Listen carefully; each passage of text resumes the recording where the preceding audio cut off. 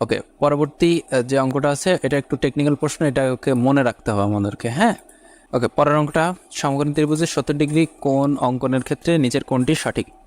আচ্ছা, 70 ডিগ্রি কোণ অঙ্কনের ক্ষেত্রে কোণটি সঠিক হবে, এটার জন্য আপনাকে তিনটা জিনিস মনে রাখতে হবে। সেটা হচ্ছে, যদি 30 ডিগ্রি কোণ হয়, 30 ডিগ্রি কোণের ক্ষেত্রে আপনি মনে রাখবেন ভূমি হচ্ছে বড় হবে আর লম্ব হচ্ছে ছোট হবে। ঠিক আছে। আচ্ছা, যদি যদি 45 ডিগ্রি হয় তাহলে কি হবে? ভূমি আর লম্ব সমান হবে। হ্যাঁ, ভূমি সমান সমান হচ্ছে লম্ব।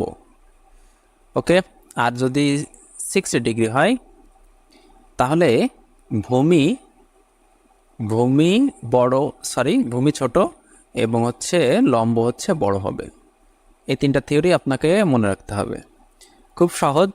দেখেন, 30 ডিগ্রি কোণ যদি হয়, আপনি চিত্রটা একটু চিন্তা করেন, মনে করেন 30 ডিগ্রি। হ্যাঁ, তাহলে 30 ডিগ্রি কখন হয়?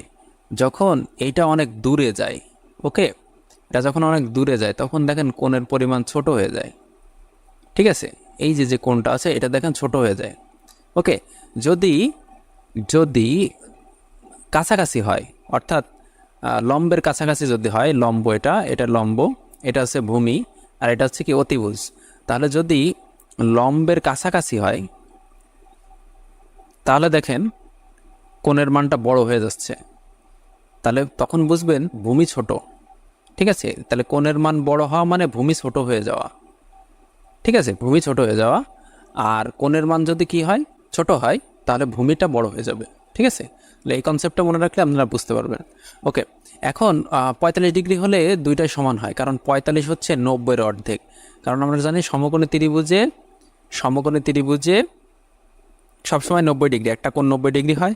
তাহলে 90-কে যদি আমরা 2 দিয়ে ভাগ দিই তাহলে হয় কত? 45। তার মানে 45 ডিগ্রিতে সবাই সমান, 45 ডিগ্রিতে সকলে সমান। ঠিক আছে, তাহলে এইটুকু কনসেপ্ট আপনি মনে রাখলে এই প্রশ্নের অ্যান্সারটা আপনি দিতে পারবেন। তাহলে সমকোণী ত্রিভুজের 70 ডিগ্রি কোণ অঙ্কনের ক্ষেত্রে নিচের কোণটি সঠিক। হ্যাঁ, তাহলে বুঝতে পারছেন এর অ্যান্সারটা কী হবে? আচ্ছা, অ্যান্সারটা আপনারা কমেন্টসে জানাতে পারেন যে এর অ্যান্সারটা কত হবে। ওকে, এবার